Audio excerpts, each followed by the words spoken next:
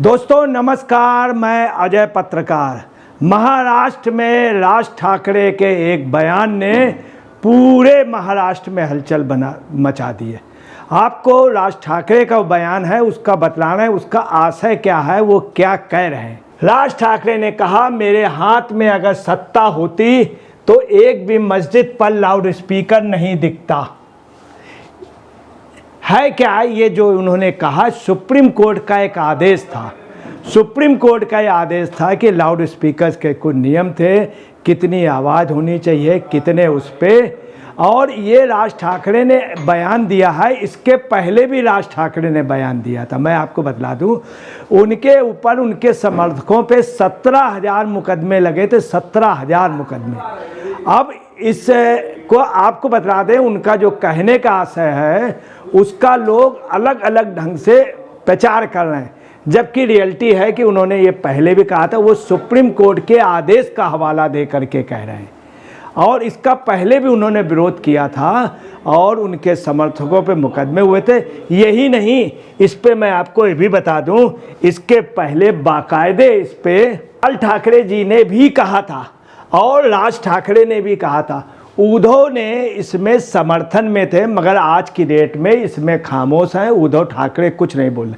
ये देखिए पुरानी फोटो आप देख सकते हैं कि बाल ठाकरे का सबसे ज़्यादा किसी को मानते थे, किसको मानते थे? राज ठाकरे को। इनको ही राजनीति में आगे किए थे, उद्धव को कभी नहीं किए थे। उद्धव बाद में आए कि योजनाबद्ध तरीके से, वो भी ये जो आए हैं अपने वजह से। ये राजनीति में खासतौर से मुख्यमंत्री पद के लिए बहुत लालायित थे। आप देख सकते हैं इस फोटो में कि राज ठाकरे, देखिए सबसे ज़्यादा किसको चाहते थे?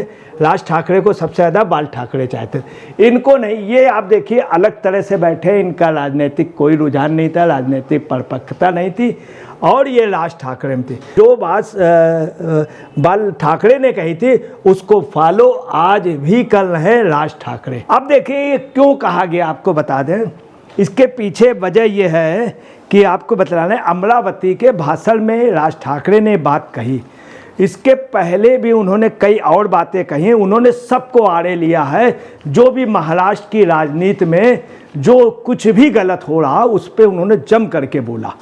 उन्होंने स्पष्ट रूप से कहा कि जो शरद पवार हैं, जो संत शरद चंद्र पवार बनते हैं, इन्होंने सबसे ज़्यादा महाराष्ट्र का नुकसान किया। मतलब सभी की वो आड़े हाथों लिया। जो भी गलत था उसमें बड़ा निष्पक्षता से बोला। और ये भी कहा उन्होंने कि शरद चंद्र पवार जो हैं, इन्होंने सिर्फ बारामती में उद्योग लगाए हैं, सिर्फ। और यही नहीं, बारामती में ये सारी इंडस्ट्रियाँ लाई। इन्होंने विदर्भ के लिए, मराठवाड़ा के लिए कुछ भी नहीं किया, ये भी उन्होंने कहा। साथ में उन्होंने ये भी कहा कि पुणे के सिर्फ बारामती क्षेत्र में, सिर्फ पूरे महाराष्ट्र में कोई काम या उसके डेवलपमेंट के नहीं किया। ये साथ में रक्षा मंत्री भी रहे, कृषि मंत्री भी केंद्र में रहे, 3 बार मुख्यमंत्री रहे, मगर महाराष्ट्र के मराठा के नाम पर इन्होंने हमेशा राजनीति की। यही नहीं, राज ठाकरे ने यह भी कहा कि शरद पवार ने सबसे ज़्यादा जातिवाद को किया। और आज जो राज ठाकरे ने कही थी वो भी बात बहुत दूर तक जाएगी। बहुत स्पष्ट शब्दों में कहा कि शरद पवार ने मराठों को हुस्काया, सिर्फ इसलिए कि ऐसा किया ताकि मराठे लोग हिंसा पे उतर आएँ या झगड़े पे उतर आएँ। साथ में पिछड़ा और मराठों का मतभेद भी पैदा कराने का शरद पवार ने कोशिश की।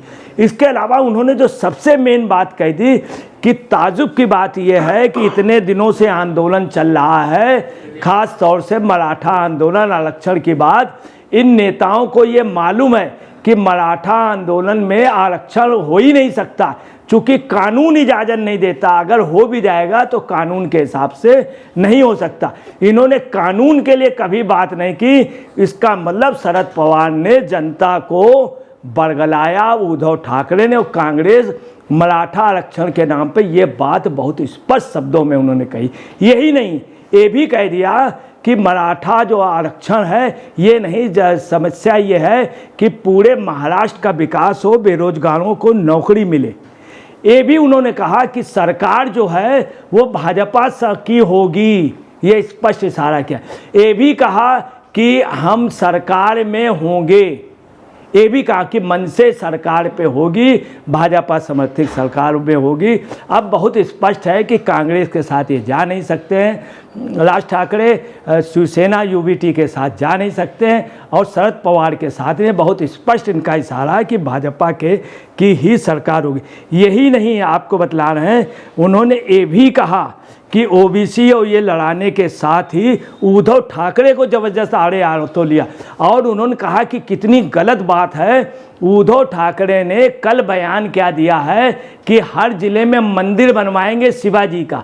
आज तक इन्होंने ऐसा नहीं सोचा। आज राज ठाकरे ने जिस तरह से खुला कहा है, मतलब निष्पक्ष भावना से कहा, उसका सब लोग ने अच्छे उससे भी लिया, अच्छे भाव से लिया।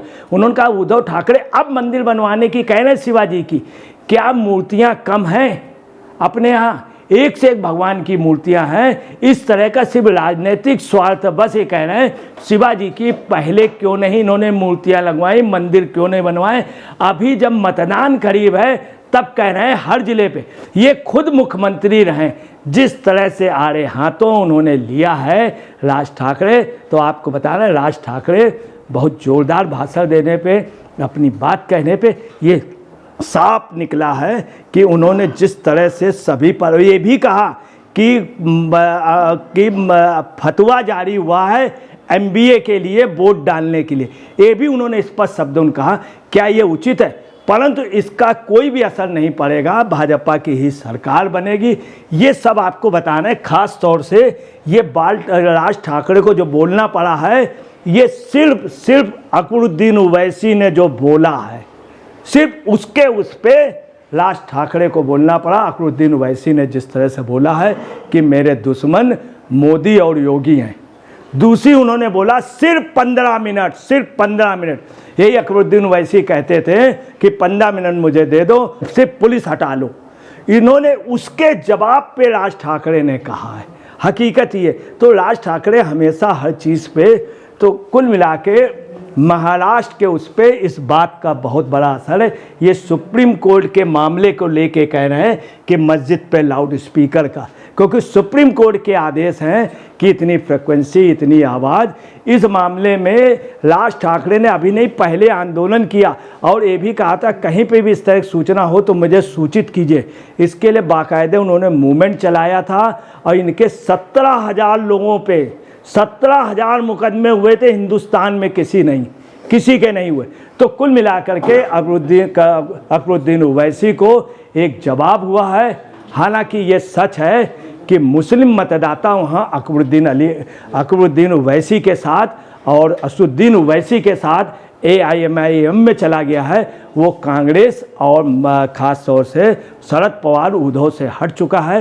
उद्धव को पूरा भरोसा था मुस्लिम वोट मिलेगा, वहीं उनका परंपरागत मतदाता भी जो है उद्धव ठाकरे का, वो भाजपा के साथ चला गया। और ख़ास तौर से शरद पवार का, कांग्रेस का भी जो हिंदू मतदाता वो भी भाजपा के साथ चला। कुल मिला के महाराष्ट्र के उस पर MBA की ताबूत पे आखिरी कील राज ठाकरे ने ठोक दी है। दोस्तों नमस्कार, मैं अजय पत्रकार।